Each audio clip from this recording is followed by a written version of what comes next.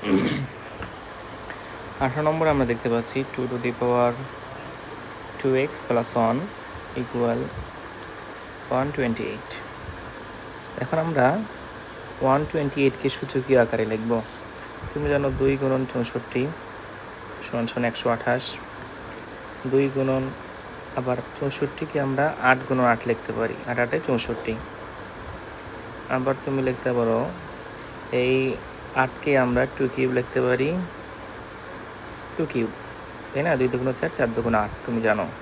আর এখানে 2-র উপর কোনো কিছু নাই, মানে 1 আছে। তাহলে সূচকীয় আকার যদি আমরা সবগুলোকে নিয়ে যেতে চাই, তাহলে ভিত্তি কমন নিয়ে পাওয়ারগুলো তুমি যোগ করো। 3 আর 3 6 আর 1 7। তাহলে 128 সমান আমরা লিখতে পারি 2 টু দি পাওয়ার 7। তাহলে দেখো 2 to the power 2x plus 1 equal 2 to the power 7। তাহলে এখানে আমরা জানি যে ভিত্তি সমান হয়ে গেছে, তাহলে পাওয়ারও কি পরস্পর সমান হয়ে যাবে। 2x plus 1 equal 7। তাহলে আমরা সমাধান করি। 2x সমান 7 minus 1, 2x equal 6, x equal 6/2, অতএব x ইকুয়াল 3। এই যে আমরা সমাধান করে ফেললাম। এটাই হচ্ছে আমাদের নির্ণীয় সমাধান। এরপরে আমরা 19 নম্বরে যদি যাই,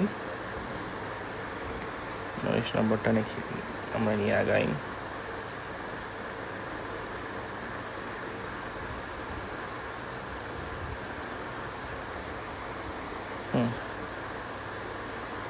দেখো 19 নম্বরে আছে √3 power x plus 1 equal cubic root 3 power 2x minus 1।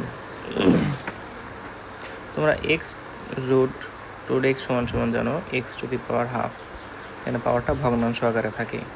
আবার কিউবিক রুট সমান তুমি জানো x টু দি 1/3 ভগ্নাংশ আকারে থাকে, তাই না? তাহলে আমরা এই কাজটা এখানে করব। তাহলে আমরা এখানে লিখতে পারি এই যে রুটটাকে আমরা পাওয়ার আকারে লিখলাম, উপরে x প্লাস 1 ইকুয়াল 3 1/3 পাওয়ার 2x মাইনাস 1। এখন তুমি জানো যে a two the power m power n equal a two the power m n, অর্থাৎ পাওয়ারগুলো পাওয়ারের উপর পাওয়ার থাকলে গুণাকার হয়ে যায়। তাহলে half into x plus 1 equal 3 পাওয়ার 1/3 2x মাইনাস 1। আচ্ছা, এখন তুমি দেখতে পাচ্ছ ভিত্তি সমান হয়ে গেছে এবং এই সূচক সমান এই সূচক। তাহলে পাওয়ার আমরা সমান লিখতে পারি।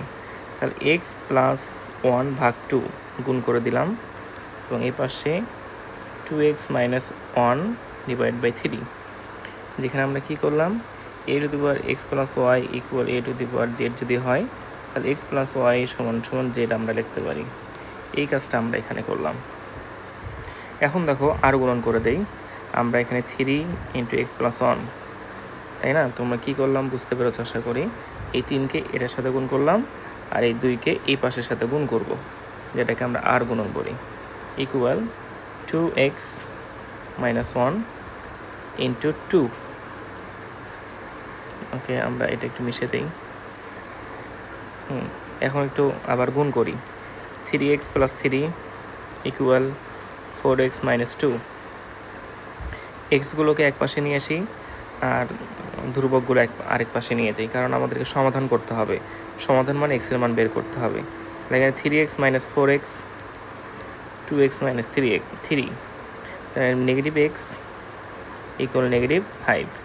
নেগেটিভ ক্যান্সেল আউট হয়ে যায়, x ইকুয়াল 5।